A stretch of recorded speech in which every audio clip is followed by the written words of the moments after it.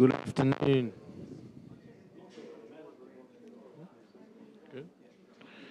Good afternoon, ladies and gentlemen. I formally declare open this council meeting of the Colac Otway Shire on the 28th of October 2025. Is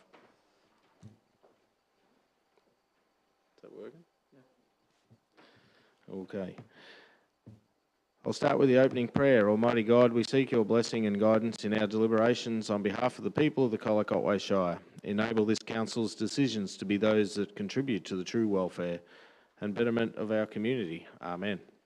I'd like to start this afternoon by acknowledging the traditional custodians and lawmakers of this land, their elders past, present and emerging. Please be advised that this council meeting is recorded and live streamed with the exception of confidential matters. This includes the public participation sections of meetings. The live stream recordings of this afternoon's meeting will be available on the website as soon as practicable. By participating in open meetings, individuals consent to the use and disclosure of the information they share at the meeting, including any personal and/or sensitive information.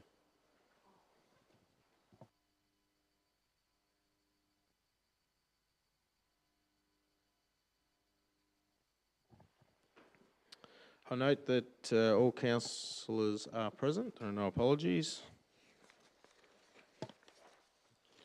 I propose that we move to confirm the minutes of the unscheduled council meeting held on the 14th of October 2025. Do I have a mover? Councillor Hudgell, seconded Councillor Potter.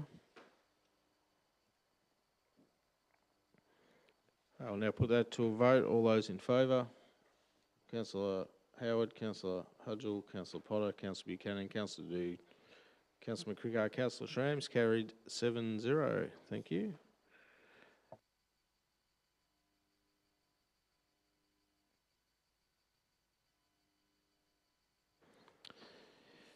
Declarations of interest, are there any?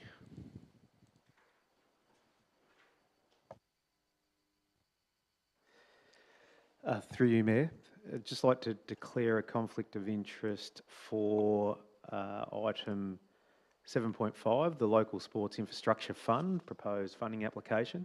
I'm a member of the Colac Cricket Club and there was a potential project that was considered by officers but not recommended. I'm also a director of the Colac Connected Communities and that organisation has determined to provide council with some funding for a potential project for the Colac bike parks. Thank you, Mr. Surin. Is there any other conflicts? Nope. We'll move on to question time. Question time is an opportunity to ask questions of council in a respectful manner. Please extend due courtesy to councillors and officers when addressing council in this meeting. We reserve the right to disallow questions that breach our governance rules. 30 minutes is allowed for question time at council meetings. Community members wishing to ask questions of council by video conference were requested to register their intention before 5 p.m. Friday the 24th of October 2025. No requests were received. Councillors received questions in writing from Elizabeth Ryan, Graham Costin, James Judd, Kim Vance. We've also received another question from Bruce, but without having verification of a last name, we will write to Bruce and try and verify his details and get a response to him or ask it at the next council meeting.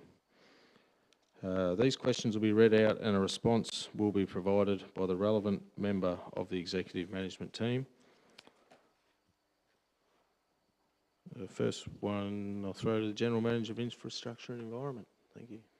Thank you, Mayor. The first question is from Elizabeth Ryan, and it is that could Council please provide an update on the proposed safety works for Cons Lane, Cape Otway Road, Birregurra? And the response is that Council's implemented changes to the speed limits in Cons Lane and Cape Otway Road and is preparing a funding application to the State Government relating to the proposed signage and line marking at the two bridges in Cons Lane and at the intersection of Cons Lane and Cape Otway Road intersection, which also includes the installation of rumble strips. Through you, Mayor. The next set of questions are from Mr. Graham Costin. I note from the late The last rate notice that almost 7.5% of council's total rate revenue, approximately 2.9 million, is directed toward aged care and disability care services. Noting that the Commonwealth and state governments hold primary funding responsibility for both aged care and disability services, and that, like childcare, council has no statutory responsibility for these services, could council please clarify? 1. Funding rationale. What aged and disability care services are being funded by council, and what is council's rationale for allocating such a substantial proportion of its rate revenue to these services on top of Commonwealth and state funding? 2. Funding support. Noting the expected increase in persons aged 65 years plus in Colac Otway Shire, projected to increase from 24% in 2021 to 28 to 29% by 2031 by ABS, does council expect to allocate a similarly increasing amount from rate revenue for aged care in the future? And 3, equity of support. How does council ensure that all aged care and disability service recipients across the Colac Otway Shire receive an equitable level of ratepayer funded support? These clarifications will assist in understanding how council balances its financial support of aged and disability care with its responsibilities for local roads, waste management, community facilities and land use planning. Response. The graphic that accompanied the 25-26 rates notice is intended to provide information to our community about how funds are spent across a range of services. Whilst the heading on the graphic states how rates are spent, the graphic is more referring to council's overall expenditure budget, not just rates. Council's income to support its expenditure consists of a range of revenue streams, including rates as its major source, but also operational grants from other levels of government, fees and charges, and other contributions. In regards to aged care services provided by council, the service is fully funded by the Commonwealth Government, along with fees charged to our clients. In 25-26, council's operational expenditure, not including overheads, is budgeted to be approximately $4.6 million, with revenue budgeted at $5.4 million. This equates to a budgeted surplus, which funds the corporate overheads that can be attributed to supporting the aged care service. This means that council's rate revenue is not subsidising the operations of this service. Through you, Mayor, there are a number of questions that were submitted by Mr James Judd. The questions related to topics such as the Colac CBD redevelopment, Queen Street footpath and the Copac roof, which have previously been asked and answered at previous council meetings. Therefore, council won't be responding to these questions today. Through you, Mayor, Mr Judd did ask a series of other questions which we'll read out and respond to. Is the demise of OPAS used as the excuse that the council no longer does anything special during the Seniors Week on the month of October? You used to have a number of morning teas at various locations for many years. If it had not been for the efforts of many of the community members, this would never have been developed. Response. Council continues to support Seniors Week across the Shire. This year, council provided funding support to both the Colac U3A and the Apollo Bay U3A to run several activities during Seniors Week. In addition, council supported the Queenie Van der Zandt performance at Copac on the 16th of October. Please note that there has been no demise of OPAS. Council continues to provide aged care services and has taken the opportunity to rename the service to Ageing Well in anticipation of the transition to the Commonwealth Government's new Support at Home program. Mr Judd also asked a further question. Is the speed restrictions via the CBD in Murray Street, Colac anything but an attempt to push through the failed ban on heavy traffic from Murray Street that this council tried to push through in June 2012 and then send all heavy traffic into residential areas and near schools in Colac and Limonite? Do not forget that the council's attempt to extend the urban area is only a repeat of the extension of the Melbourne residential area in the late 1940s when no needed services were provided to areas opened, and governments are still trying to provide those needed services to some areas. And the response is that council's decision to apply a 40km/h speed limit in the Colac CBD this year was made to increase public safety for pedestrians and cyclists by slowing down the speed of traffic. The decision implements a key outcome in Council's Colac CBD and entrances strategy, as well as objectives from the active transport strategy. The initiative is unrelated to the movement of heavy vehicles within the township. Through you, Mayor, the next question from Mr Judd. When will council cease promoting the major benefits of the coast over the very important place played by the north and west of the Shire in actual development of Victoria? The coast provided very little, if anything, to develop this state, while the volcanoes provided very much that allowed Victoria to develop. Response. Council recognises that all parts of the Shire contribute positively to the lifestyle enjoyed by its residents and visitors, and does not seek to promote the benefits of one part more than the other. Whilst the Great Ocean Road is a world-renowned icon attracting visitors from across Australia as well as internationally, other parts of our wonderful Shire are also promoted for their natural beauty, including the Great Otway National Park, Lake Colac and the regional city of Colac, as well as our volcanic plains including Red Rock. Through you, Mayor. Question from Mr Graham Costin. There's a couple of questions, and the first question is non-disclosure of rate revenue by geographic area.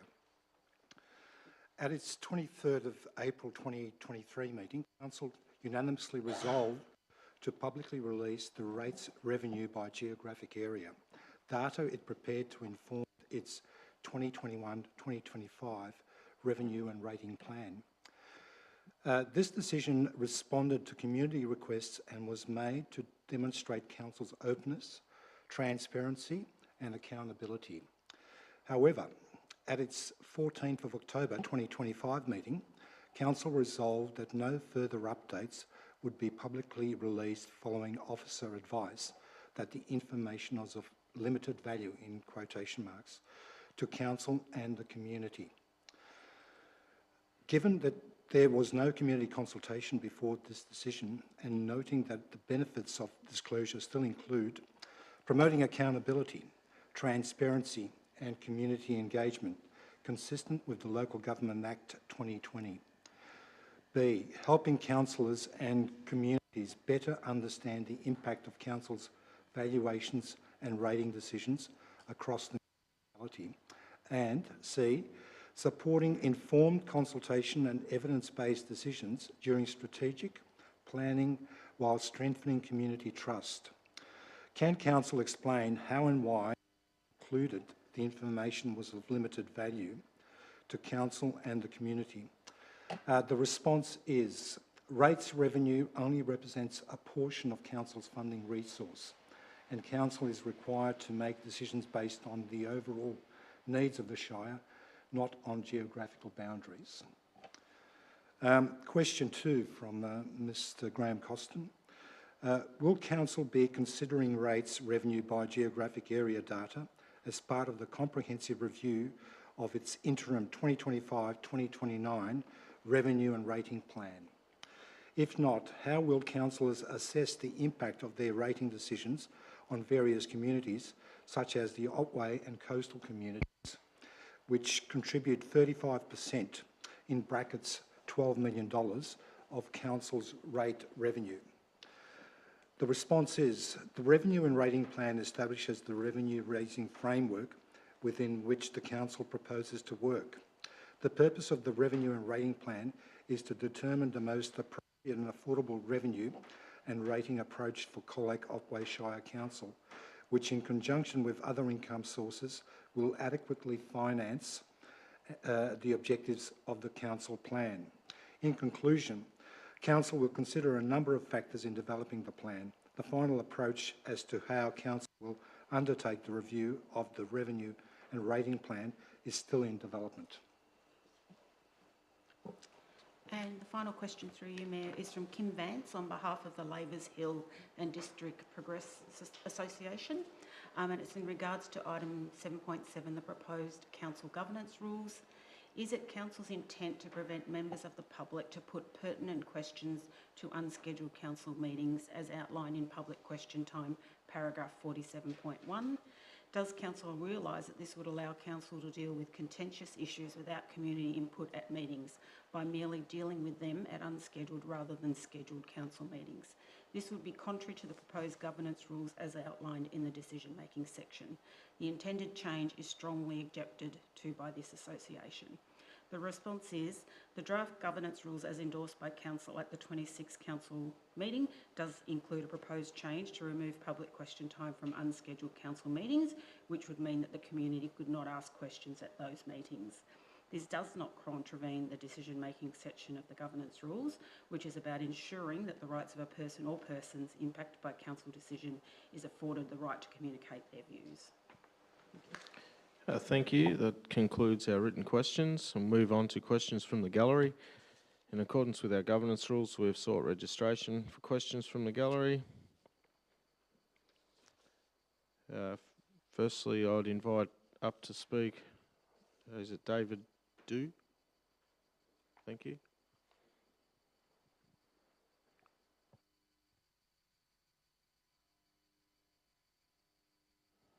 Thank you. Good afternoon, Mayor, Councillor, Share Officer. My name is David.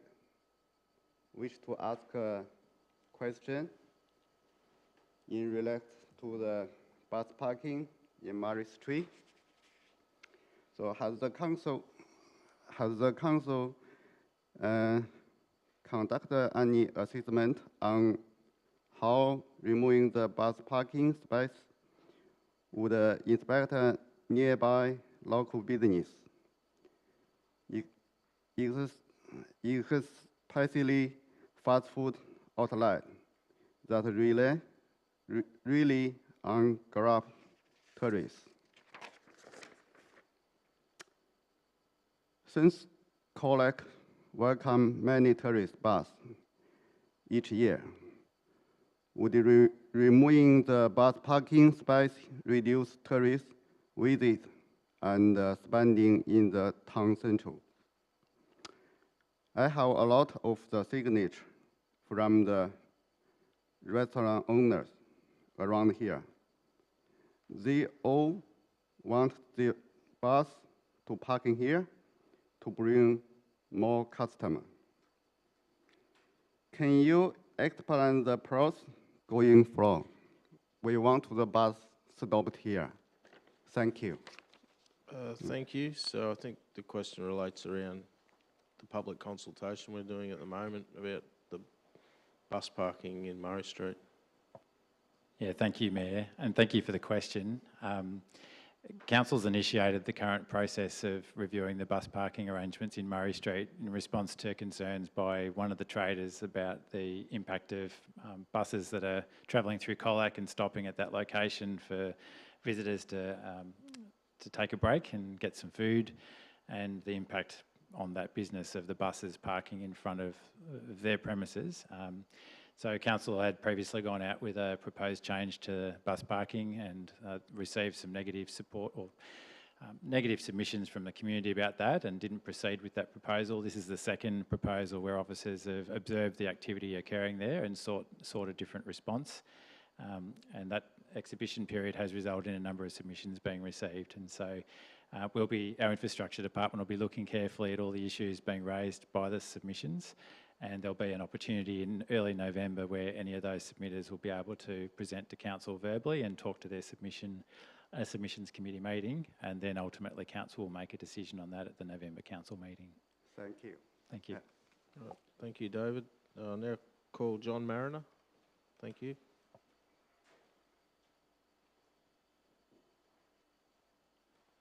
Thank you, Mr. Mayor. My name is John Mariner. I'm a resident of Apollo Bay. Councillors, my question relates to the relatively recent constructed pathway adjacent to the Great Ocean Road at the northern end of Apollo Bay, specifically the section commencing at Kaywood Street, passing through Mariners Lookout Road, Pisces, lost my lines here, but Kaywood Street right through to Pisces Caravan Park. And specifically in that section, it is the piece between Mariners Lookout Road and Pisces Caravan Park. I note that Council, when voting to fund this project, were funding a shared use pathway, which means it's suitable for both pedestrians and cyclists. Clearly, not all of that is accessible to both pedestrians and cyclists in a safe and comfortable manner, and that specifically is the section between Mariners Lookout Road and Pisces Caravan Park. It is narrow, 1.4 metres as compared to 2.5, which is what the regulations are for a shared use path, and it has excessive crossfall. Yesterday I rang the Shire and just let them know that there are sections there where a lot of loose gravel from some of the driveways that bisect that pathway have fallen across the concrete footpath. It's like walking on marbles. It needs something done to it. It also needs perhaps a warning sign, given that there's an expectation in the community that is a shared use path, that sections of that path are not suitable for wheelchairs or even bicycles or tricycles, as my wife has and tries to ride it unsuccessfully. But I would like to ask Council, will they undertake to have another look at that section of pathway and perhaps do something there to rectify the issues that are apparent at the moment? Thanks, John. I'll throw over to Doug McNeil. Thanks. Through you, Mayor. Look, thanks for raising that issue to our attention. We'll certainly assess the issues that you're raising, and we can come back to you and let you know what our response is. Thank you. Thank you, John. I'll now call on Kathy Donovan. Thank you.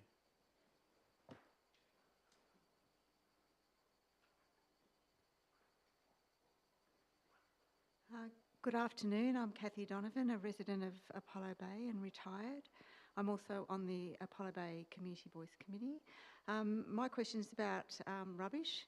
I note that Council has said they're delivering 25 new bins on the weekend to Apollo Bay to go over summer. That was reported in the Colac Herald, I think.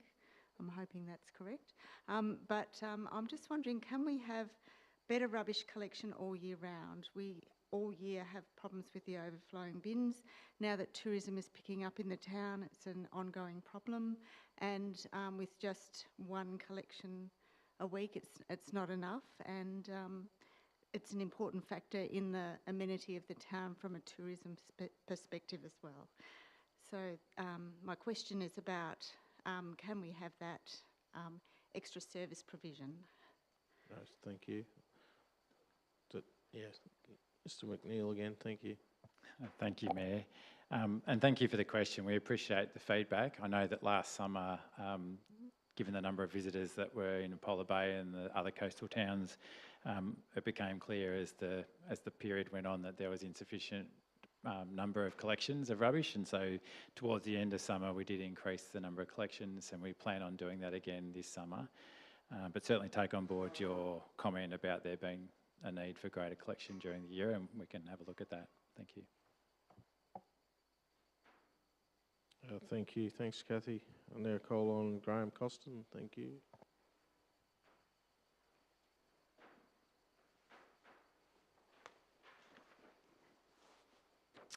Mayor, councillors, officers, welcome to Apollo Bay, and thank you for the opportunity to ask this question.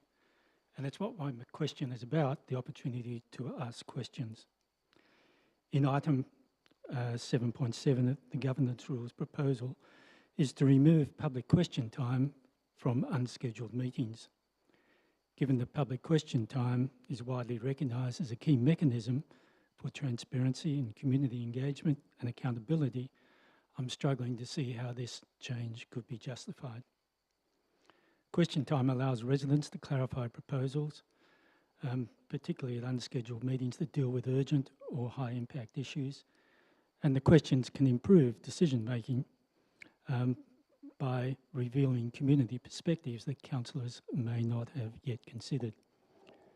So noting that over the last 12 months, unscheduled meetings have presented issues, dealt with issues such as the annual performance report, financial statements, council plan, asset plan, financial plan, drought relief funding, grey-headed flying foxes, Lake Colac Advisory Committee, forest wastewater treatment, Colac West Development Plan. So, do you have a question, Graham? I'm just getting there. Yeah, if you could get to the question, that'd be Yep. great. Thank you. It also covered the review of the planning scheme, investment policies, Lake Colac Trail Study, Colac Visitor Centre review, Lake Colac Caravan Park lease, advocacy and priority projects, and If you childcare could get to the planning. question, please, Graham. So can Council explain the recommendation to disallow public question time at unscheduled meetings and how this aligns with the transparency, community engagement and accountability principles required by the Local Government Act? Thank you. Thank you. I'll throw to our governance team, Anita. Thank you. Thank you. Through the Mayor, thanks Mr Costin for your question. It is very actually unusual to have public question time for unscheduled council meetings because of the timing. So they're usually an urgent matter, and I note all of the items that have been through unscheduled council meetings in the last 12 months. As a rule, they are unscheduled council meetings that are held fairly late, and the notion of people being able to provide public questions in time for an unscheduled council meeting is rare, which is where that comes from. I think I've just shown that it's not rare. Thank you. Thank you, Graham. Now call on Tony Webber. Thank you.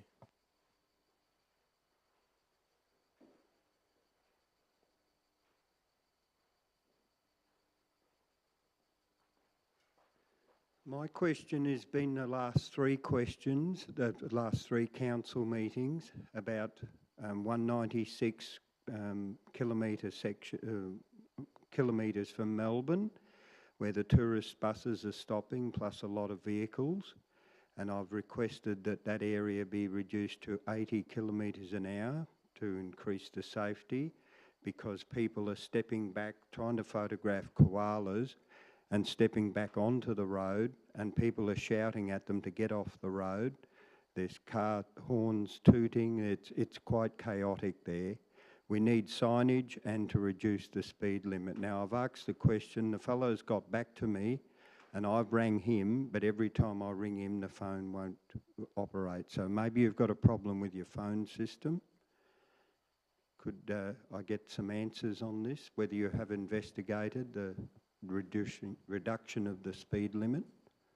Thanks, Mr McNeil. Through you, Mr Mayor, I wasn't aware there was an issue with the phone system, but I'll follow that up with the infrastructure team. But what I can say is that we've raised with Department of Transport and Planning your concerns and those of others around traffic safety, where people are stopping to view the koalas. Great Ocean Road is an arterial road which is managed by the department, so it's not an issue that council can determine.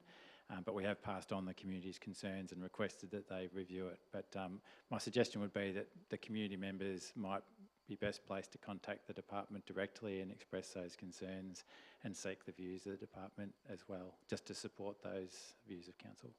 Right, thank you. The second question is on the fire restrictions. Do we have a date when fire restrictions come in? Through you, Mayor. At this stage, we don't have a date for this part of Victoria for the introduction of the fire danger period. I believe it has been declared elsewhere in the state, but we're not sure yet when it will start in Colac Otway Shire. Well, if you could give people a little bit of notice, maybe, because it's very hard to burn things here at the moment, as you know, because of our high rainfall. So people need a little bit of notice so that they might be able to get things to burn before the fire restrictions come in. Yeah, we'll do our best to promote that as soon as we're aware of it. Right. Thank you. Just an additional, I handed Councillor Howard a sponsorship form for the Apollo Bay and Otway show. Have you received it, the council? Through you, Mayor, yes, we have, and we will respond. If we haven't responded, we will do in coming days. Thank you. Thanks, Tony. Now we've got Tim Cobb. Thank you.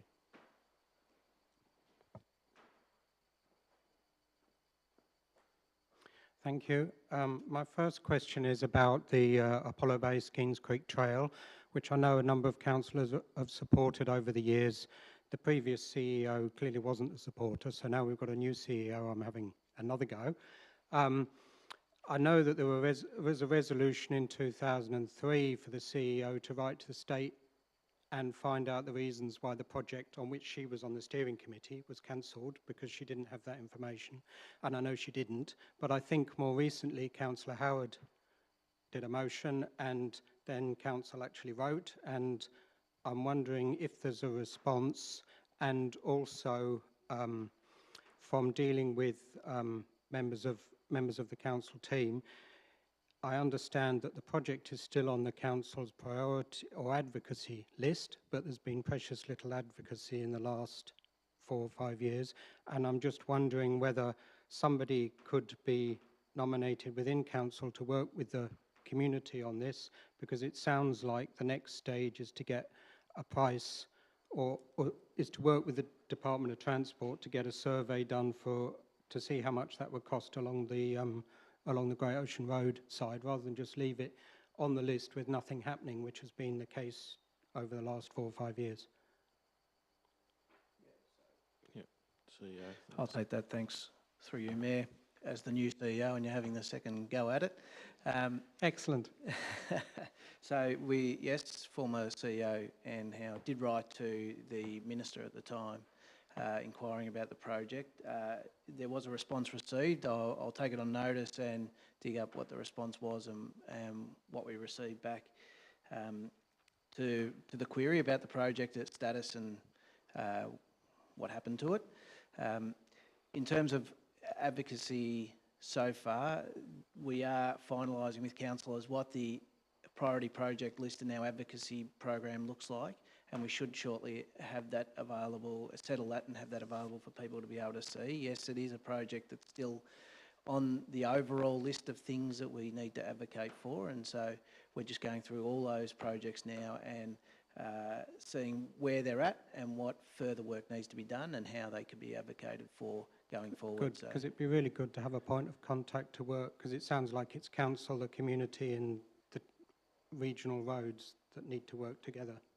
There's a number of parts probably to the project, and although the work can be done, we've got to find an avenue through which it can be funded first and foremost. Yeah. And so we'll work through that, and if there is an avenue or an ability to develop that further, then we'll definitely work with partners to develop what a detailed design and a project would look like.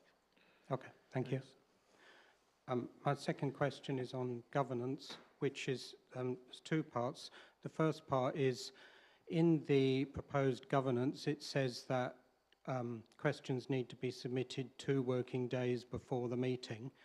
So the meeting's like Tuesday, so that means that questions have to be submitted on a Thursday night or maybe Friday lunchtime, which is silly. So can you update the rules? So through the Mayor, we accept them through until the Sunday night. But it doesn't say that in the governance rules. It says 2 days before the council meeting. Does it say? It says 2 working days, so the council meeting's lunchtime on Tuesday, so be Friday sometime. Okay. I don't think it says working days.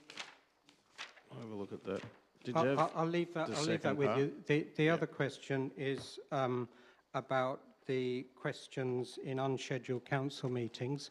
I can understand that for unscheduled meetings you don't want a whole raft of questions on other topics, but it would seem very reasonable to continue with the past practice, which is if there's a question on the specific issues that you're considering in the unscheduled meeting, then people should be able to table them and come along and speak at them. And so you're focusing the questions rather than dealing with all the other stuff that people bring up. Is that a potential way forward? Through the Mayor, that would be council's decision. Yeah, well, I'd suggest and the item is on the agenda today. The item is on the agenda for them today. Thank you. Thank you, Tim. That concludes question time. We now move on to 5, the petitions and joint letters, which we do have a petition. Resheeting of Sand Road, Glen. The purpose of this report is to receive and note the petition received regarding the request to resheet Sand Road, Glen. Do we have, submissions now, isn't it? Yeah, okay. Thanks, Ros, if you can come up and talk to your petition. Thank you.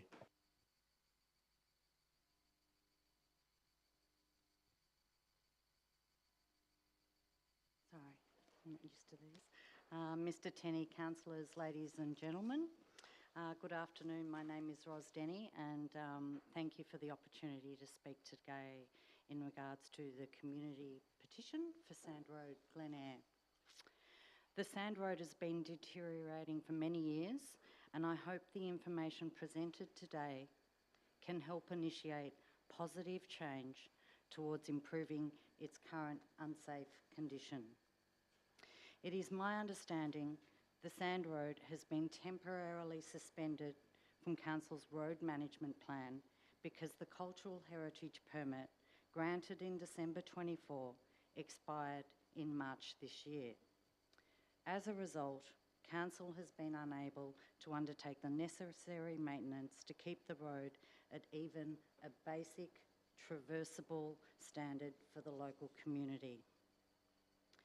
Regardless of whether an active cultural heritage permit is currently in place, the road suffers from severe drainage issues and lack of topping, leading to a deepening central channel and further degradation. The petition respectfully calls for a full resheeting of Sand Road to bring it to a standard that meets both heritage requirements and Council's own road management plan. This is not only a matter of accessibility, it is a matter of community safety, particularly during emergency situations such as bushfires. Furthermore, the Eyre Estuary region attracts both national and international visitors through tourism and the Great Ocean Walk, adding further significance to this critical road. My question is, and this might be one for you, Doug, what future processes does the Colac Otway Shire have in place with traditional owners beyond any internal staff turnover to ensure that Sand Road always maintains a valid, non-expired cultural heritage permit, allowing essential maintenance to occur without further delays? Thank you. Thanks, Ros. Unfortunately, the officers can't answer questions at the petition. It's for councillors to note, but we appreciate your submission, and we'll action that petition after, we'll put it to a vote today. So unfortunately, I can't get them to respond to that at this particular time. But we do move on to questions of officers from councillors. Are there any in relation to the petition? Councillor Howard, thank you. Yeah, through Mr Mayor, is a valid question to the officers about the current status of a permit to do work on that road. Can we get an answer on that? Through you, Mayor. Thanks for the question. There had been a short-term permit that was issued in December last year by Eastern Mar that allowed Council to do some temporary works to improve the standard of the road and fill in the potholes that were then in place. Council had done a cultural heritage assessment and lodged a permit application which we were seeking approval for an ongoing maintenance arrangement, and that application wasn't supported and by Eastern Mar, and it was on the basis that they were concerned about the term that might be associated with that longer term arrangement, and instead there's been some negotiations over the last month or so around what the options for council are going forward.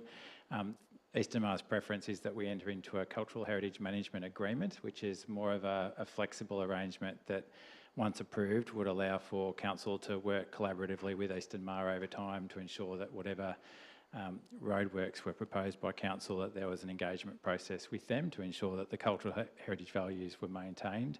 And so that's a process that we'll be initiating fairly shortly. Our short-term emphasis is on getting another short-term permit. Eastern Mar have indicated that they are prepared to support that. We've lodged the application and we're now waiting for their response, and we're hoping that that comes through in the next 2 to 3 weeks. There's, where council agrees with the community that the standard of the road is extremely poor. It's very difficult to navigate, particularly for vehicles that don't have off-road capacity. So it's a very urgent need for us to undertake that maintenance. As soon as we get that short-term permit from Eastern Mar, we'll be undertaking that maintenance immediately, and then looking to what we need to do to that road over the more medium term to ensure that it's more resilient to damage from weather and making sure that that appropriately respects the cultural heritage values as well. Thank you. Yeah, Councillor Howard. Through you, Mr Mayor, if I may have a follow-up question. When we get the permission to do the roadworks, what's the impact on the budget? The short-term maintenance of the road shouldn't be significantly expensive. The question would be what the more medium-term, if council's to then undertake resheeting of the road. I probably can't give that response right now because it'll rely in part on the negotiated agreement that we entered into with Eastern Mar, but I believe that any short-term works that we need to do to the road can be done within council's operational budget this year. Thank you. Any other questions? No, we have an officer recommendation in the report, councillors. Does anyone wish to move that as the motion? Councillor Howard, seconded. Councillor Hudgell. Councillor Howard as a mover. Thanks. Yeah, thank you, Mr Mayor. I really appreciate the work that's gone behind this petition, and this is, when we come to look at the governance rules, one of the changes that we are making, well, we're deliberating on, is about petitions, and I believe this is what petitions are, that we have a number of people that have an issue that's not just localised, because this affects visitors to our community and it affects our tourism, affects the farming community and everything else. So I really do appreciate the work that's been put into this petition. Thank you. Thank you, Councillor. Councillor Hudgell is the seconder.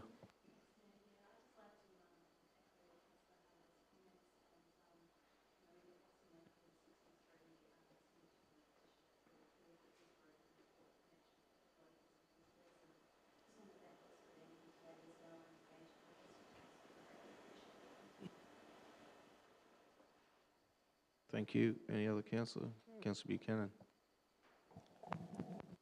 I guess just a pat on the back for the local community down at Glen Head for bringing this and highlighting this issue. I think that probably sometimes the different organisations that local council have got to deal with outside just the local council, there are other people like Eastern Mar, sometimes slips through our fingers, and I think that's incumbent on council in the future to understand that we need to be proactive in discussing these issues well before they hit us and have a great effect like that particular one has out here, and be conscious that just because it's a small amount of people that affects, it's still very, very important to our community. And well done out there. Thank you. Thanks, councillor. Any other councillor? No. Right reply? No. We have a motion before us, councillors. We'll now put to a vote. All those in favour? Councillor Howard, Councillor Hudgell, Councillor Potter, Councillor Buchanan, Councillor Dude, Councillor McCrickard, Councillor Schrames, carried 7-0. We'll now move on to Planning Authority decisions, item 6. Just to councillors, like the audio is not the best down here, so if we could make sure we're speaking as best we can into the microphone and have an unimpeded view to the technology over there, so the microphones don't drop out. Thank you. So yeah, item 6.1, 4605 Princess Highway, Birregurra, use and development of a dwelling. The purpose of this report is to consider the planning application for use and development of a dwelling at 4605 Princess Highway, Birregurra. Are there any questions of officers? Councillor Potter, thank you. Thanks, Mayor. Just a question in relation to point two, consolidation of lots. Just wondering if officers could give us a quick summary as to why that's in the recommendation. Through you, Mayor. The lot on which the dwelling is proposed is extremely small. It's only around 3,000 square metres, which is unusually small in the farming zone. The lot has been used in conjunction with land to the rear and to the west of where the dwelling is sited and the replacement dwelling would be sited. There are policies in the planning scheme that seek to consolidate small lots where possible in the farming zone, so we don't end up with high fragmentation and a lot of dwellings going in the farming zone. In this particular case, we've recommended it be consolidated with the lot immediately to the rear. That would result in a lot that's the same size as generally as the rest of the lots in this row, which would be a good outcome. We're not seeking consolidation with a lot to the west in the same ownership. We consider that would be unreasonable, but we do consider it reasonable just to seek consolidation with the lot to the rear, so there's no, so it remains associated with the dwelling and there's no pressure for additional dwellings on small lots in that row. Thank you. Any other councillor have any questions? No, there's an officer recommendation in the report. Councillors, does anyone wish to move that as the motion? Councillor Potter, is it to be seconded? Councillor McCrickard. Councillor Potter is the mover. Thanks. Thanks, Mayor. Yeah, I'm happy to move this motion supporting the recommendation by officers. Originally, this was really an application to replace an existing dwelling, but I think the insertion of condition 2 in relation to the consolidation of this smaller parcel of land with the rest of the land to create a lot that is uniform with the surrounding lots. I think that's very, very sensible and tidies everything up, so I'm happy to move this. Thanks, Councillor. Councillor McCrickard. No, any other councillor wish to speak? Councillor Howard, thank you. Yeah, thank you, Mr. Mayor. Look, I commend the officers for a very sensible decision around this area. I don't know the area greatly, but it does lend itself to be a more rural living than productive farmland, and I think the consolidation will make that more consistent with the other developments around that property. So thank you, officers. Thank you. Any other councillor? No. Councillor Potter, right a reply? No. No, thank you, Mayor. Thank you. Councillors, we have a motion before us. We'll now put it to a vote. All those in favour? Councillor Howard, Councillor Hudgell, Councillor Potter, Councillor Buchanan, Councillor Deduge, Councillor McCrickard, Councillor Schramm. He's carried 7-0. Thank you, councillors. Thank you. We now move on to items for decision. 7.1, project budget adjustments and cash reserve transfers. Questions of officers? No questions? No, there's an officer recommendation in the report. Councillors, does anyone wish to move that as the motion? Councillor Potter, is it to be seconded? Councillor McCrickard. Councillor Potter as the mover. Thank you. Thanks, Mayor. Yeah, as usual, pleased to see this table some transparency and clarity for councillors and the community. It's necessary to find some funds to doing some work in the Joiner Reserve, footpath and drainage renewal, and some forward design work for the addition of 3 bridge designs. We are behind in our asset renewal.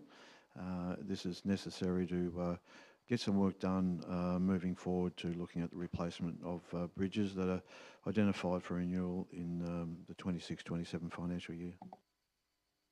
Thank you, Councillor. Councillor McCrickard. Thank you, Mayor. Concur with Councillor Potter. Joiner Reserve are a lovely area within the Colac limonite area, and it's great to see the works that are planned to be going ahead. It's fantastic. Thank you. Thank you, Councillor. Any other councillor wish to speak? No. Right reply, no. We have motion now before us. Councillors will put to a vote. All those in favour? Councillor Howard, Councillor Hudgell, Councillor Potter, Councillor Buchanan, Councillor Deduge, Councillor McCrickard, Councillor Schramm is carried 7-0. Thank you, councillors. We now move on to item 7.2, the Colac Otway Shire Annual Report 2024-25. Questions of officers?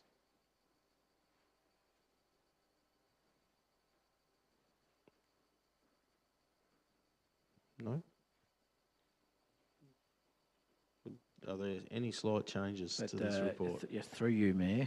Yeah, there are a couple of administrative matters that need to be tidied up, or we wanted to highlight at the meeting today before the report was endorsed. Yeah, thank you. Through you, Mayor. We have in the officer recommendation sought your support for any administrative changes that need to be made on the annual report. And there are a couple of items that have been noted.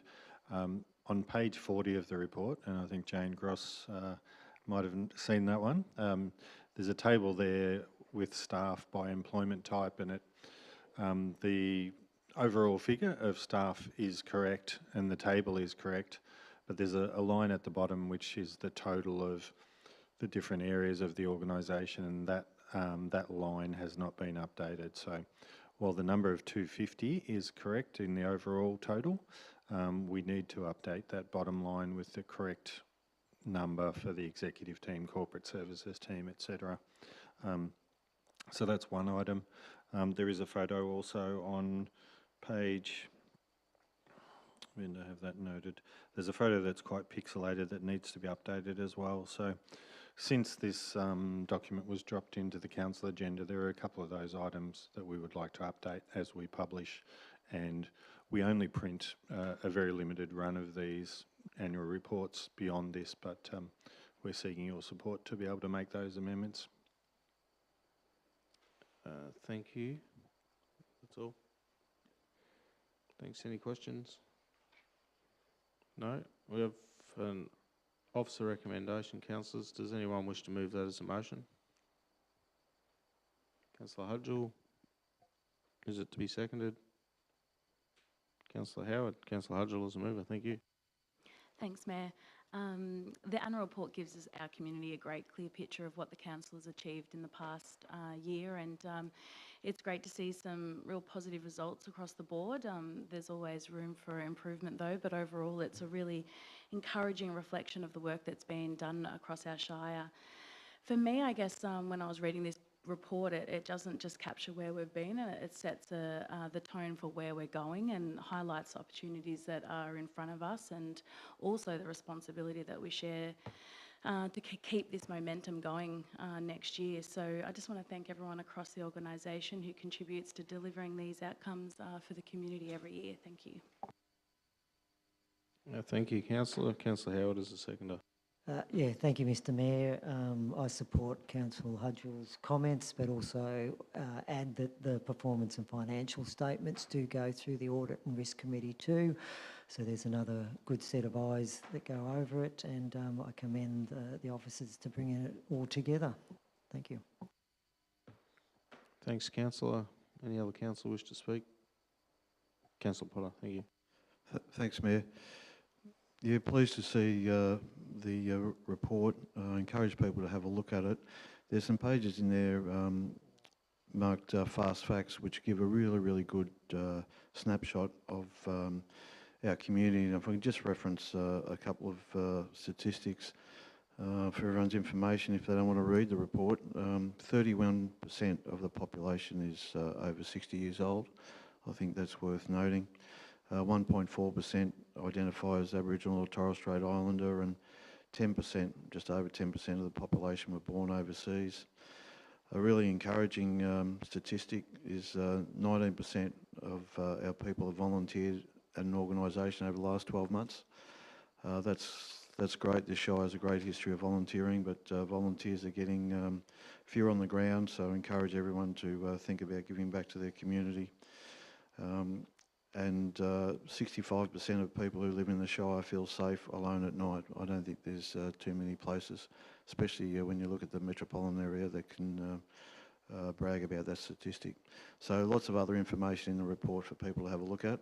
As I said, it gives a great oversight of how our Shire, what's happening now, and as Councillor Hudgell said, what's going to happen moving forward.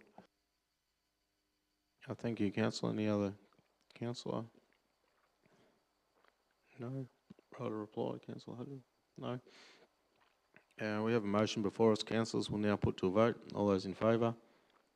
Councillor Howard, Councillor Hudgell, Councillor Potter, Councillor Buchanan, Councillor Douche, Councillor McGregor, Councillor Schramm. Motion is carried 7-0. Thank you, councillors. Now move on to item 7.3. Award of contract 2603, Major Patching and Reseal Program. Questions of officers? Question? that where can the community have a look or can they have a look to see what roads are going to get this resealing or patching done this year? Thanks.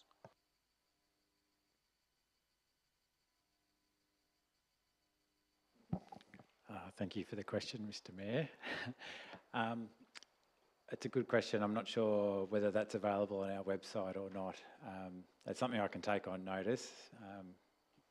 Yeah, I'll take it on notice and we'll see what... Oh, no problem. I'm sorry, I didn't mean to put you on the spot. I genuinely thought there was a list.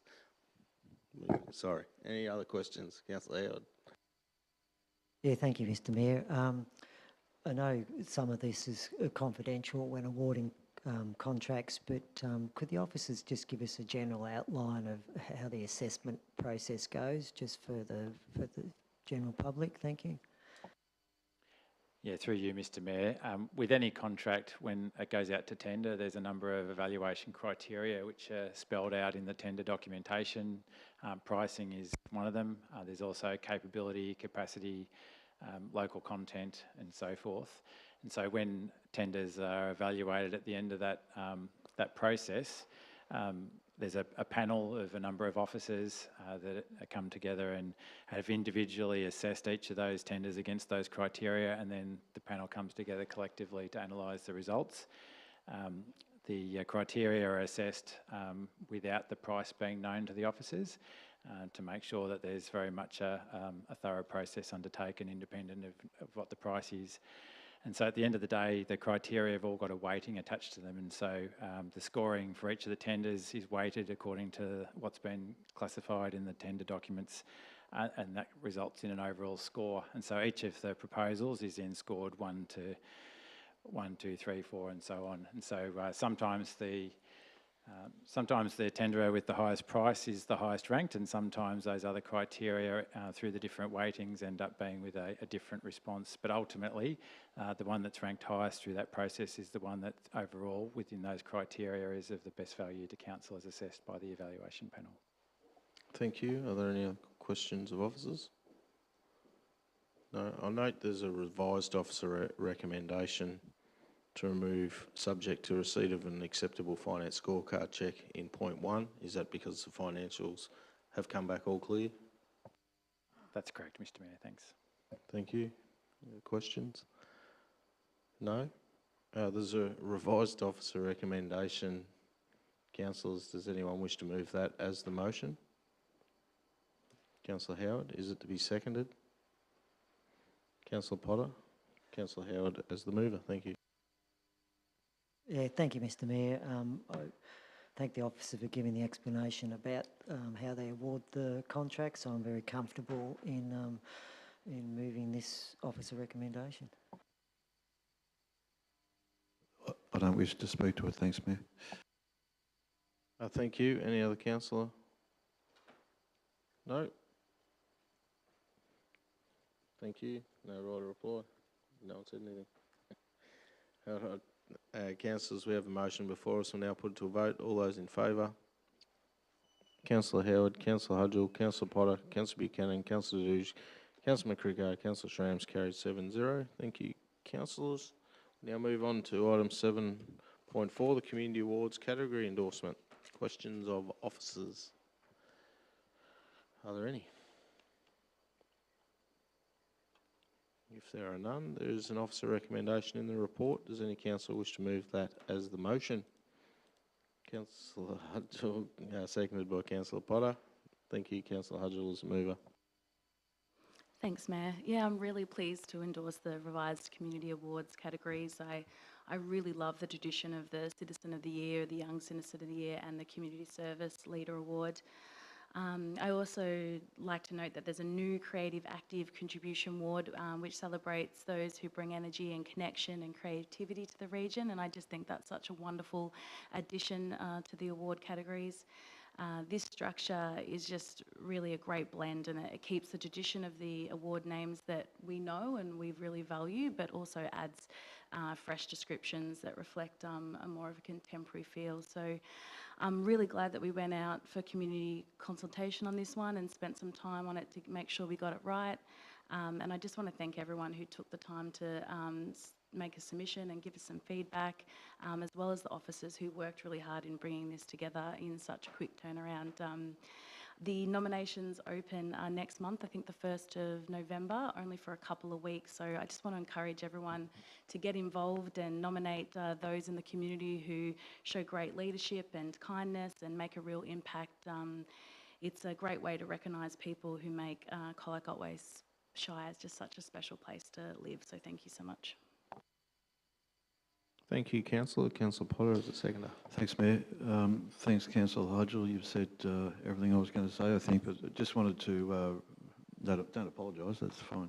I just wanted to repeat that Council resolved to go out to community consultation in relation to the original proposal, and we had some very good and sensible submissions which Council has supported. I really appreciate the work behind the scenes by the officers, and encourage everyone, if you know someone that you think is worthy of consideration for one of these awards, they're important. They carry a little bit of prestige in the Shire, or I hope they do, and I encourage people to get their nominations in. Thanks, Councillor. Councillor McCrickard, thank you.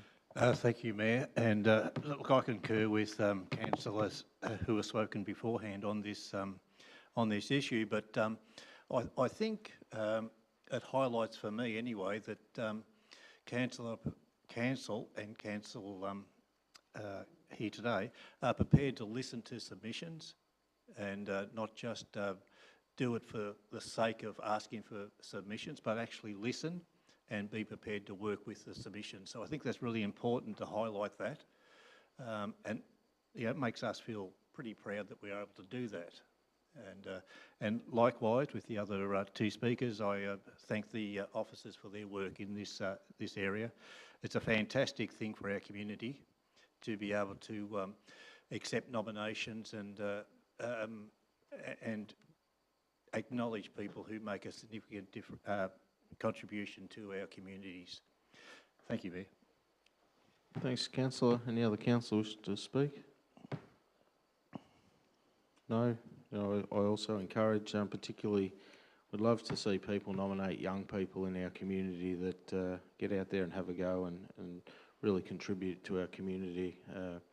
Our younger people go unrecognised a hell of a lot, and there's some really fantastic young people, great kids out there that I hope people take the opportunity to particularly try and put forward some great young people, and even if they aren't selected as the winner, at least their story can be told and we can highlight what great things that people do in our community. Thank you. Councillor Hudgell, right or reply? No. Councillors, we have a motion before us. We'll now put it to a vote. All those in favour? Councillor Howard, Councillor Hudgell, Councillor Potter, Councillor Buchanan, Councillor Dews, Councillor McCrickard, Councillor Schramms, carried 7-0. Thanks, councillors. We'll now move on to 7.5. Local Sports Infrastructure Fund, proposed funding applications. Any councillors have any questions of officers? Councillor Potter, thank you. Thanks, Mayor. I just have a question in relation to the recommendation to provide $35,000 to the Apollo Bay Cricket Club, and how it is that that is included in this recommendation. Through you, Mayor, happy to answer that one. Previously, Council had supported two applications for an upgrade of the cricket practice nets at Apollo Bay through this program or a similar type program. Unfortunately, both applications were unsuccessful. We received feedback from Sport and Rec Victoria, which said whilst the application was eligible, it probably wasn't a strong application. So based on that, the Apollo Bay Cricket Club had contacted Council and asked whether they could access the money that Council had allocated in its budget to match a funding application to do some urgent safety upgrades to the nets. So the money's in Council's budget.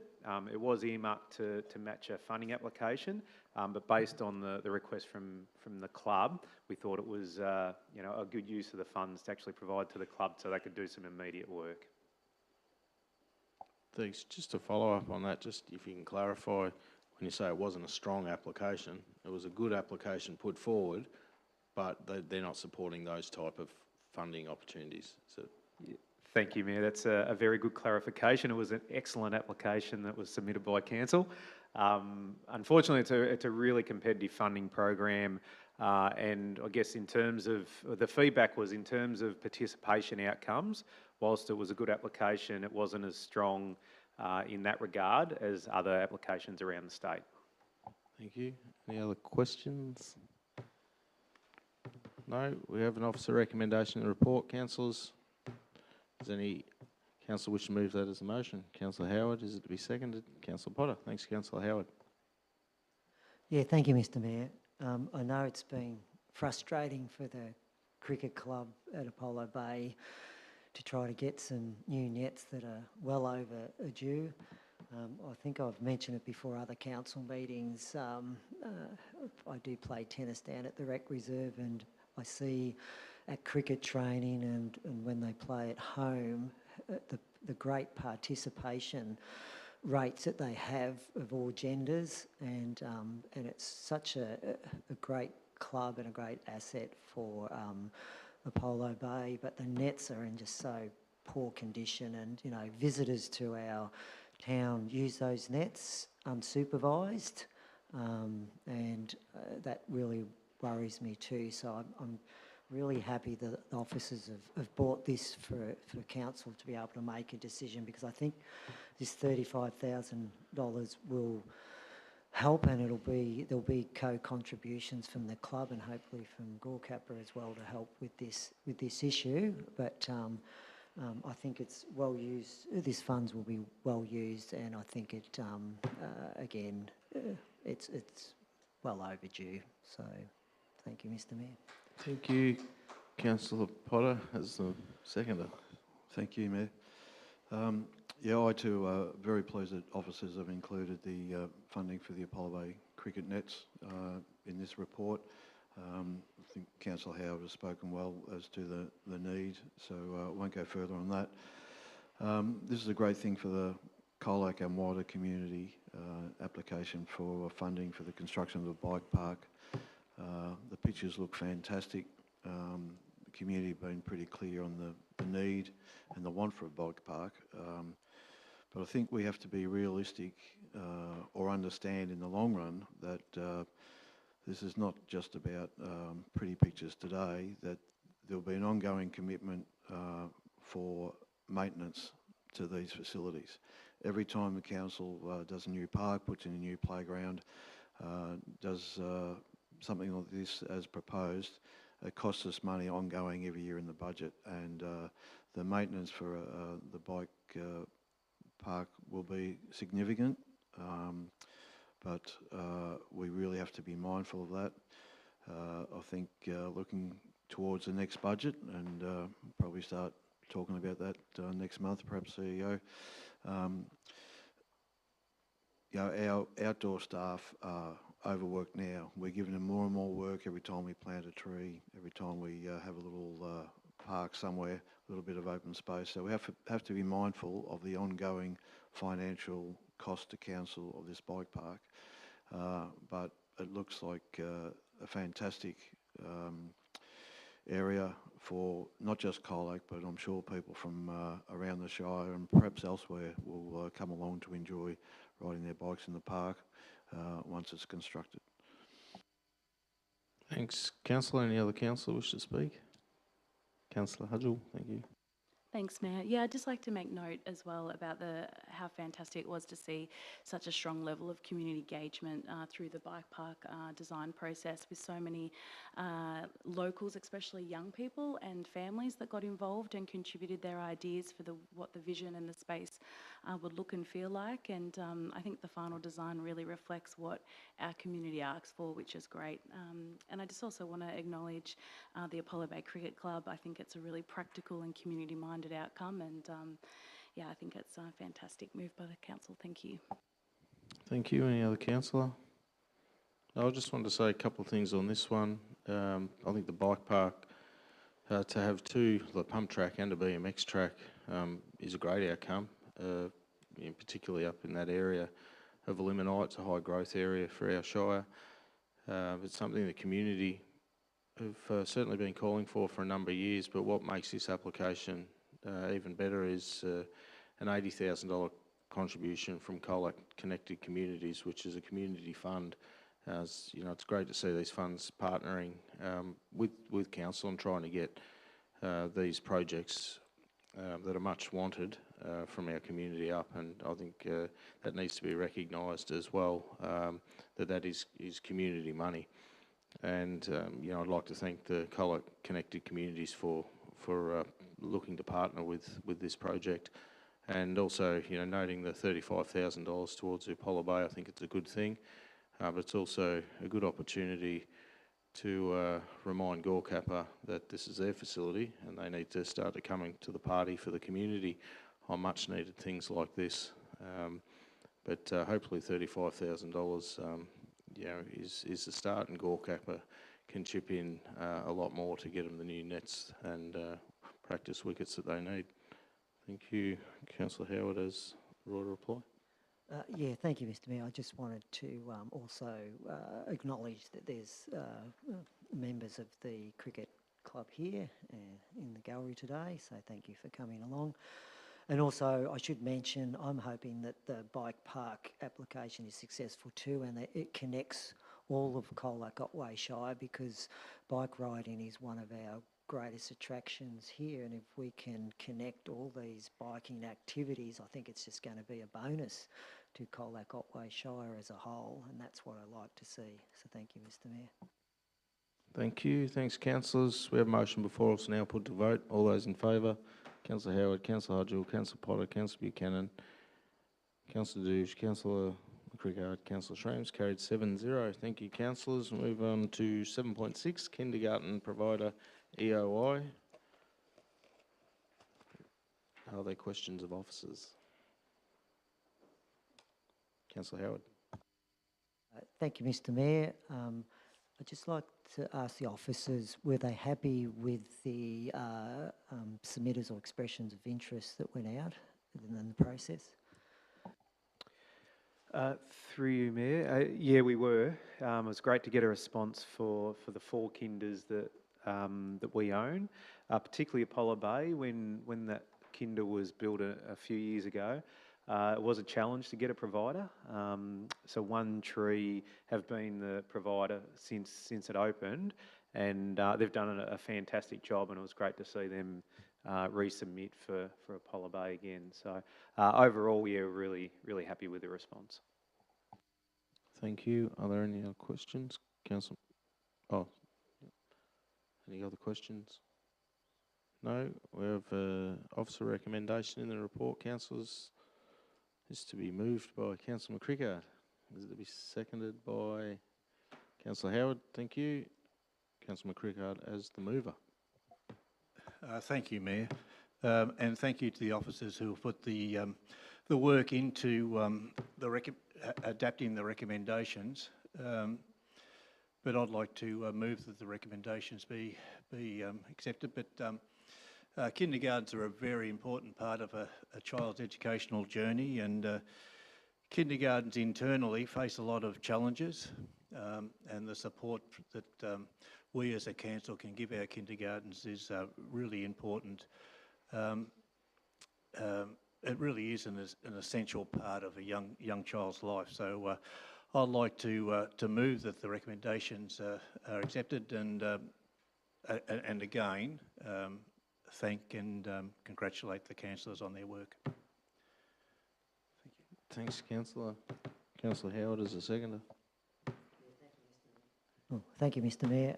Yeah, I support Councillor McCrickard's comments, and it is very important, especially for smaller townships like Apollo Bay and the surrounding community. I see this as fantastic that we did get people to supply these services, but I still think there's a lot of work to be done in the early years area to make this sustainable for the Colac Otway Shire too. So I think it will be hopefully included in our deliberations on our advocacy projects as well. Thank you, Mr. Mayor. Thanks, councillor. Any other councillor wish to speak? No. Right, a reply, Nick? No, thank you, Mayor. No problem. Thanks, councillors. We have a motion before us. We'll now put it to a vote. All those in favour? Councillor Howard, Councillor Hudgell, Councillor Potter, Councillor Buchanan, Councillor Dew, Councillor McCrickard, Councillor Shrams, carried 7-0. Thank you. We now move on to item 7.7, adoption of governance rules. Questions of officers? Are there any? Councillor Potter. Thanks, Mayor. I don't have a question. I just want to flag I have an alternate motion I'd like to move for consideration when the time comes. Thank you. Are there any questions? No. Councillor Potter, you flagged an alternative motion? I do, Mayor. I'm hoping that's available, and there it is up on the screen, Mayor. So I would like to move that. Thank you. Are there any questions on that motion? No. Do we have a seconder? Councillor Dew. Councillor Potter as the mover. Thank you. Thank you, Mayor. Look, Council put out their proposed governance rules for consideration of the public, as we're obliged to do. And we had quite a number of submissions. Some of them, well, all of them were sensible, but some of them had clearly gone to a lot of work and taken this subject very seriously. There's been various commentary across the year in question time and in the paper in relation to our governance and governance rules. And I note, if I can read from one submission, you know, we've been reminded of our statutory obligations outlined in the Local Government Act, which calls on us to govern for the peace, order and good government of the municipality, consider the diversity of interests and needs of the municipal community, make decisions that are fair, merit-based and inclusive of affected persons' views, uphold public transparency and adhere to ethical expectations embedded in councillor conduct and integrity. I am mindful of these obligations placed on council, and so is the community. And as I said, we've had a number of submissions in relation to the governance rules. We've heard some today. We had an email, I think, to councillors over the last couple of days. And I think the onus is on councillors to properly consider the submissions and adopt points in the submissions that are practical and serve the community purpose. I note in the preamble at the start of the meeting where we pray for the true welfare and benefit to the community, and that is definitely our obligation. So I think one of the big ticket items as far as the community were concerned is the ability to ask questions of officers and councillors at an unscheduled meeting.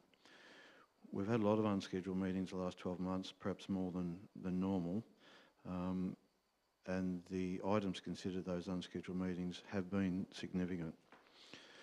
I think it is transparent, I think it is open, and I think it is our obligation to provide the community with an opportunity to ask questions in relation to those items that are on the unscheduled meeting agenda. So therefore, Mayor, I've drafted this alternate. Most of the other things in the governance rules I support and accept, but I think a couple of changes are needed, and I'll put that up for the consideration of councillors. Thanks, councillor. Councillor Dew is the seconder. As Councillor Potter mentioned, we received 8 thoughtful submissions for the governance rules. No changes were added to the draft. That concerns me. It suggests that we're not doing enough to listen or reflect the voices of our community when it comes to this issue. These submissions raised strong, constructive points. Councillor Potter's amendment includes several of them. Our role is to represent the community. How can we justify ignoring their input, and how can we expect people to keep engaging if they feel their efforts will make no difference? On the matter of moving a motion from the chair, seeking approval from a position of authority risks undermining fair debate. Using a casting vote for your own motion introduces clear bias. Being mayor should not mean you are more likely to win a debate. That kind of imbalance doesn't serve our community, it serves power. Now, to the amendment removing question time from special meetings. This is troubling to me for several reasons. It removes the community's ability to speak to major issues like the council plan, the health and wellbeing plan and financial plan, all of which were last addressed in the special meetings. It opens up the possibility of special meetings to be used to push through contentious decisions without public scrutiny. I'd like to believe that that doesn't reflect our values, but because I believe we want to hear from our community, especially when the issues are difficult. There is no reason for the community to not be welcome. We are community. Why would we choose to limit our ability to speak to decisions that affect our lives? There is also the issue around transparency. The summary for the question time draft suggests that the changes are to serve the community and to help facilitate more opportunities for communication. Removing question time is the opposite of this. This is not transparency I expect of our council, and it is not the engagement that our community deserves. I know that we can do better.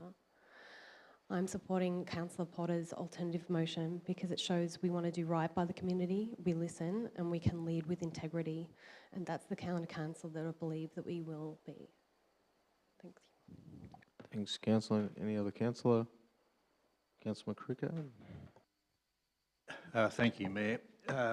Look, yeah, I'm more than happy to support Councillor Potter's alternatives. To me, good governance requires, just self-evaluation of just our rules and the challenges that we face. I just think it's healthy and it's positive to continually review with the possibility of renewing existing rules so that we remind ourselves that we have to be accountable to the public and reflect transparency. So when we get questioned or when we question ourselves as to the way that we're operating, I think it's really healthy that we can sit down and discuss and with the possibility of moving forward with change. Like one of our speakers this morning or this afternoon asking a question, I think the unscheduled meetings, I think it's really good if we can ask questions at our unscheduled meeting, but I do agree it should be around the topic that is on the agenda for that particular day. Otherwise it'd just get too unruly. But none of the three proposals that Councillor Potter has put forward are huge or divisive. I believe it just allows for a more fluent and a more simple method of operating. Thank you, Mayor. Thanks, Councillor. Any other councillor? Councillor Howard. Thank you, Mr. Mayor, and I respect the views of my fellow councillors, and I also reiterate that we do take the submissions seriously, and personally as a councillor, I do deliberate on them. I am going to actually vote against this alternative recommendation, and if it's defeated, I'll go back to the officer's recommendation. But due to the public interest, if you indulge me, I'll run through my rationale of why I think the draft rules as per in the agenda should be adopted. First off, why I was elected to be a councillor was to make this council be progressive and proactive. We were elected to make decisions on behalf of our ratepayers and the community, including the silent majority, who voted us all to do the job of councillors. The avenues for public participation is numerous and varied. We have all our strategic plans go out for public exhibition. So do our high-level documents. We have our planning applications that go out for notice. Our planning scheme amendments go out again for public exhibition. all the things that come up to the unscheduled meetings have basically gone out for comment from the public. They've had their submission and they've had their say. They have their scheduled meetings when they can ask general questions as well. Sometimes I find that the questions asked are just another type of submission, which is fine, but the preamble is starting to turn into submissions rather than questions about the operations of councils. We have limited resources, and these resources should be used appropriately, and I don't think unscheduled meetings are to sign off usually statutory things that we can't wait for the next council meeting. We have the model rules, model governance rules coming in probably in the next less than 12 months from the state government. If anyone's saw what we did with the monitor's report, we've committed to looking at those models of rules and probably adopting those models rules, and with added additions that are for good governance. Oh, thank you. I think the draft that's in the agenda is consistent with the model rules that will come out, and I believe that the draft in the agenda complies with the Local Government Act, complies with our transparency, complies with giving the public the right to make a submission and feedback because of all the other avenues that we've got. So I will be respectfully not voting against this alternative motion. Thanks, councillor. Any other councillor? No, we have a motion before us. Councillors will now put to vote. All those in favour? Right to reply. Oh, sorry. Correct. Right to reply. Sorry, councillor. Yeah, thanks, Mayor. Look, I think if this is not supported, we're not representing the community. The idea of having submissions hearings is to get the latest feedback from the community on particular issues and consider, and where sensible, adopt those submissions. And we have often done that, and we had an item earlier on the agenda where we clearly did that in relation to the Citizen Awards. I don't know why we're turning our back on the community in this matter. I don't know why we're keen to deprive the community of the right to ask questions of council, and I hope councils will reconsider and support this alternate motion. Thanks, councillor. Councillors, now we have a motion before us. We'll put it to a vote. All those in favour? Councillor Potter, Councillor Dedouge, Councillor McCrickard. All those against? Councillor Howard, sorry. Councillor Hudgell, Councillor Buchanan, Councillor Schramm. Motion is lost 3-4. Councillors, we have an officer's recommendation. Does anyone wish to move that as the motion? Councillor Howard, is it to be seconded? Councillor Hudgell. Councillor Howard is the mover. Thank you, Mr. Mayor. I think I've made my comments clear. Thank you. Thanks, Councillor. Councillor Hudgell is the seconder. Thanks, Mayor. Yeah, I'd just like to fully support Councillor Howard's comments earlier, and I strongly believe these governance rules set the right foundation for the consistent and respectful governance, and most importantly to me, it's how we work as a progressive council. Thank you. Thank you. Any other councillor? Councillor Potter. Yeah, thanks, Mayor. I do note that the government is going to bring in some model rule recommendations at some stage, not sure when that'll be. So that'll give us an opportunity to reconsider our governance rules. But I think we're not representing the community. I don't think these rules make us progressive. I think they are locking us away from the community. I think we're doing the community a disservice. Most of the rules I certainly agree with, but a couple I don't. And I don't think we're reflecting what the community expectations of council are. Thanks, councillor. Any other councillor wish to speak? Councillor Dedouge, thank you. Yeah, this is not a community that overwhelms us with comment. We need to be doing our best to encourage people to communicate. And one of the biggest items that I had feedback when I was running for election was there's not enough community involvement, there's not enough communication, it's tricky to get your voice heard, and it feels like we're going in the opposite direction, and I hope it doesn't continue that way. So, thank you. Thanks, Councillor. Any other councillor? No, Councillor Howard, order reply. No, thank you, Mayor. Thank you. And we have a motion before us. Councillors will now put it to a vote. All those in favour? Councillor Howard, Councillor Hudgell, Councillor Buchanan, Councillor Schramm. All those against? Councillor Potter, Councillor Douche, Councillor McGregard.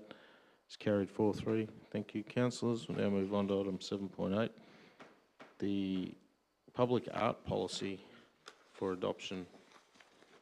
Thank you. Do we have questions of officers? Councillor Howard. Yeah, thank you, Mr. Mayor. Just wanted some clarification from the officers about the policy versus the expression of interest.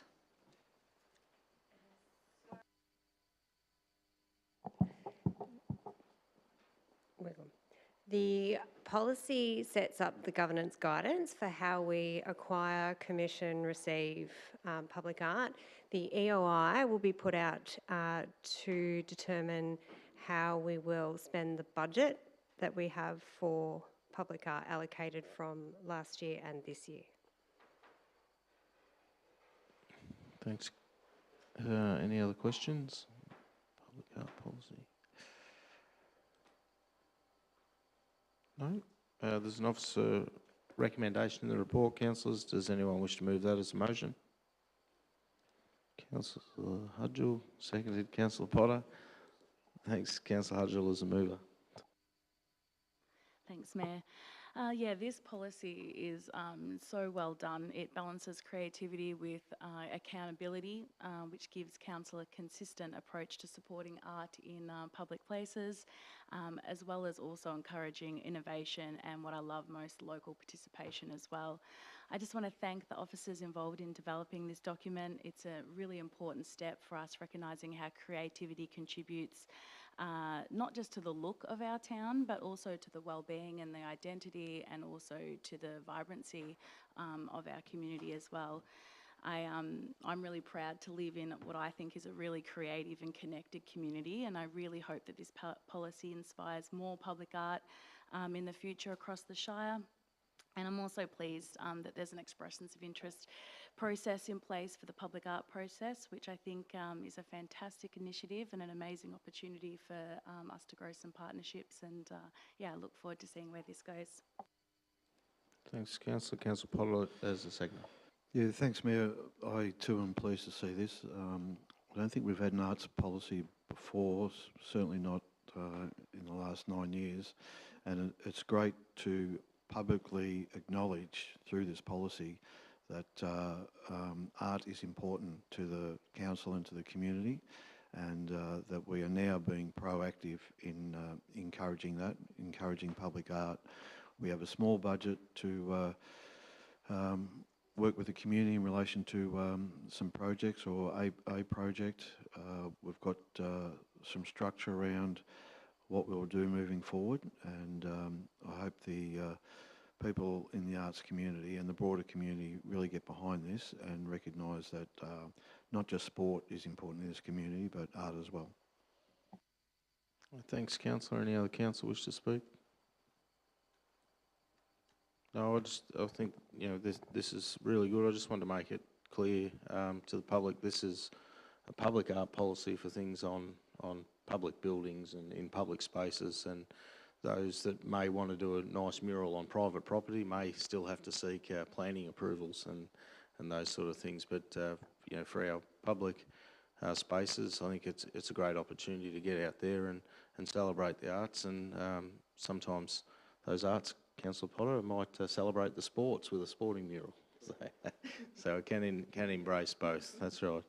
So well done on the officers for getting this together. It's something that I guess I hadn't thought of much about in the past, but it's certainly created a lot of community interest, which has been very good. Thanks. Right reply, Councillor Hudgell. Right, thanks. We have a motion before us. Councillors will now put it to a vote. All those in favour? Councillor Howard, Councillor Hudgell, Councillor Potter, Councillor Buchanan, Councillor Dadoosh, Councillor McCricker, Councillor Schramm. Motion is carried 7-0. Thanks, councillors. Move on to item 7.9, Instrument of Authorisation, Planning Environment Act, revocation of. Any questions of officers? No. There's an officer recommendation in the report, councillors. Does anyone wish to move this as a motion? Councillor Howard, is it to be seconded? Councillor Potter, Councillor Howard is the mover. Thank you, Mr Mayor. It's just a statutory thing, so I think the report speaks for itself. Thanks, Councillor. Councillor Potter, no. Any other councillor wish to speak? No. We have a motion before us, councillors. We'll now put it to a vote. All those in favour? Councillor Howard, Councillor Hudgell, Councillor Potter, Councillor Dadoosh, Councillor McCricker, Councillor Schramm, Councillor Buchanan. It's carried 7-0. Thanks, councillors. We'll now move on to item 8, report of informal meetings. Purpose of this report is to inform on the meetings of councillors. It does not require a formal decision of council. There are no items of urgent business. Nope. That's about it. Thank you to councillors. Thank you to everyone that's come down and contributed in the gallery. This concludes the council meeting of the Colac Otway Shire. Declare this meeting